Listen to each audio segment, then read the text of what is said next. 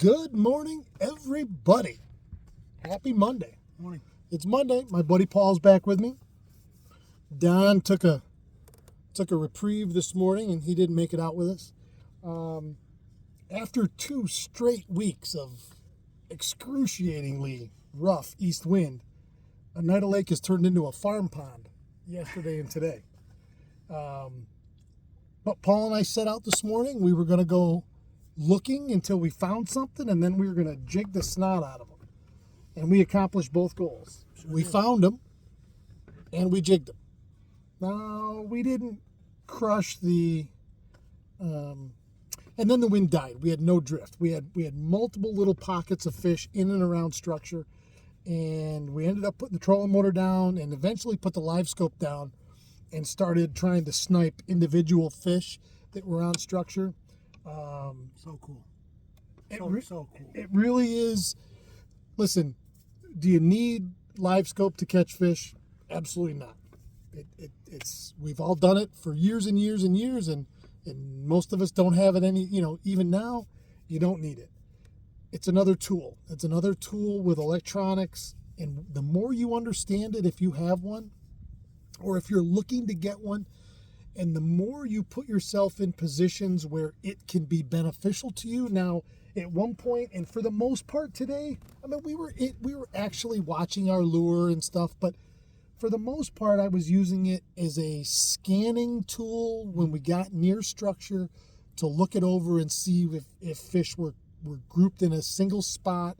And you can do it from a distance as opposed to having to drive the boat over the top of them and mark them on your regular graph directly below you. So the more you learn how to use it as a tool, as a fish finding tool, I think the more success you will have with it. Can you sit and only fish with it and stay in that 10-degree, wide beam that's shooting out as much as 100 plus feet? You can. But I'll be honest with you, that to me has been incredibly slow and a little tedious. We're drifters. We're used to drifting and jigging and covering water. Now today we didn't have any drift. It started southwest, then it went north, then it came all the way back around. It's now coming out of the southeast. It's really light. You can see behind us. It's just a ripple. And my guess is it's going to be like this all week. We're supposed to be hot for October. It's supposed to be high 70s, low 80s all the way through Friday. So my guess is this was going to be what we're dealing with. Water temp out here is 64.9. From the islands back west, after that blow, it was 62, 62.5, 63.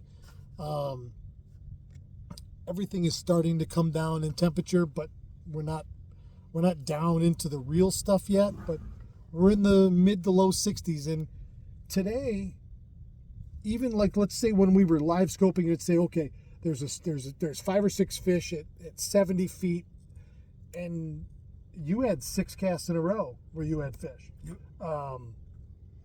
We didn't have shorters. Now we lost quite a few. The ones we were catching were just nipping at it, and you could see they'd have one hook point of a treble.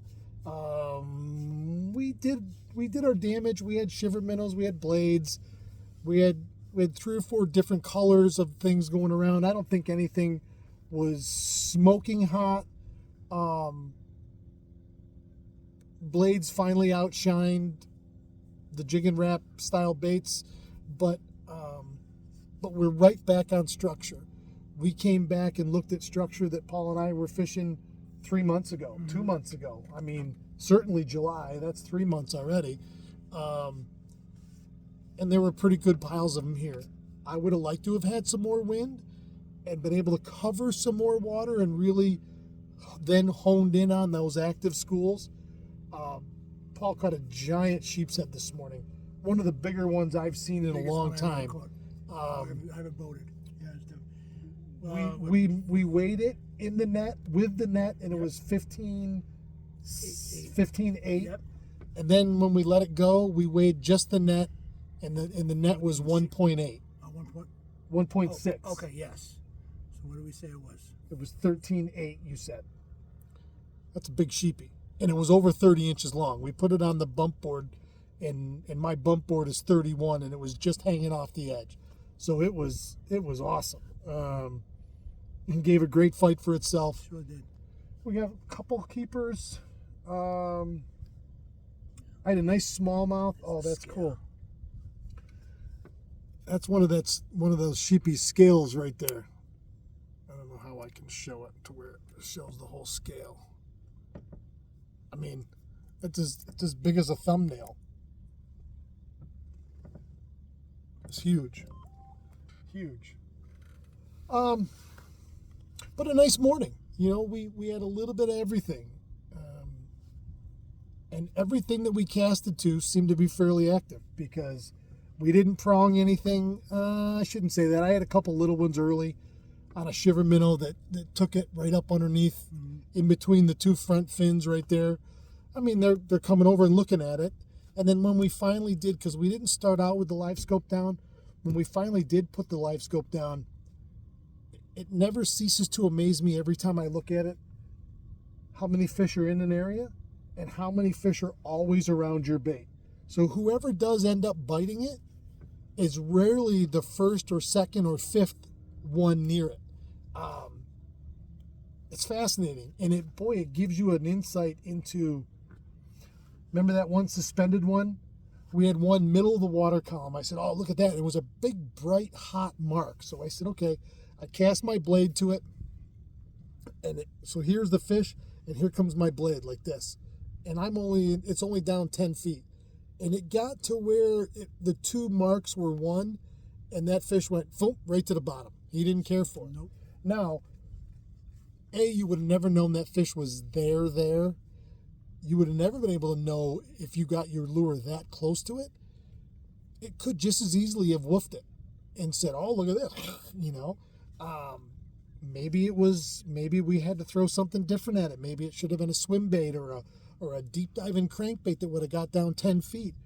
Hard to say, but what I did try didn't work, and we watched that fish swim right straight to the bottom that had been suspended up there, just sitting there. So seeing how fish really truly interact with your baits is eye-opening. Absolutely. And we got to a point here a few minutes ago where my battery was finally too low to we had to turn the live scope off, and all of a sudden Paul looks at me and he goes, "I've never used one until 2 weeks ago, and now as soon as you shut it off, I feel like I'm fishing blind." But that's all we've ever known. So all of a sudden being able, and even just 100 feet, if you really want the best definition and everything, they say to keep your live scope within that 40 to 60 foot range. You know, how far out. I had it at 100 because, like I say, we weren't really necessarily watching our lure all the way back. We were scanning around us, and I would say, "Okay, Paul, there's a group right there at 70 feet, and you'd see 4 or 5 fish right there." And then I'd scan back, and I'd find myself a group to cast to, you know. And when you are drifting, I think that is really going to be the way, especially if you have multiple people in the boat, because multiple guys aren't going to be in the same screen for the most part with live scope ever. So if you have multiple guys in your boat and you're drifting, the person in the middle can be using it and finding fish out in front, and then you got to get out there to them and take their temperature and see if they'll bite. So today was a lot of fun. Awesome. It's always fun. Yeah. Today was a lot of fun. And we were able to see things, put that pattern together, find them, stay on them. Starcraft Marine, the people out the Krenzers, this is quite the platform that we fish off of now. Correct. For the channel. And there's nothing that really we can't do with it. So it's just a matter, with every passing day, we dial it in more and more. Finding fish again for me has been big. I haven't felt like I've had fish, and you all know what I mean by that.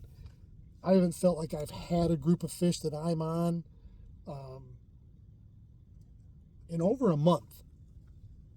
Everything I've done, and I've went and did a lot of adventuring with the new boat, and I'll continue to do that. But this is my home water, and we're getting to that time of year. So that smallmouth today ate that blade bait like it was his job, and just woofed it. And we watched him on live scope start coming right to the surface. I'm like, holy cow, you know. And so the smallies will start to turn on. You know, obviously the jig and bite and the walleye fishing will get better. So I'm looking forward to a great fall. We've talked long enough. Get to work. We got to go get to work. You guys get to work, and we'll see you out here tomorrow somewhere.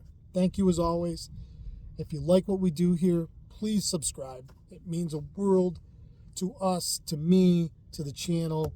The support has always been overwhelming, and we grow every day, so thank you. But if you like what we do here, please subscribe. All right, I'll see you guys tomorrow. Have a great afternoon. Keep your tip up.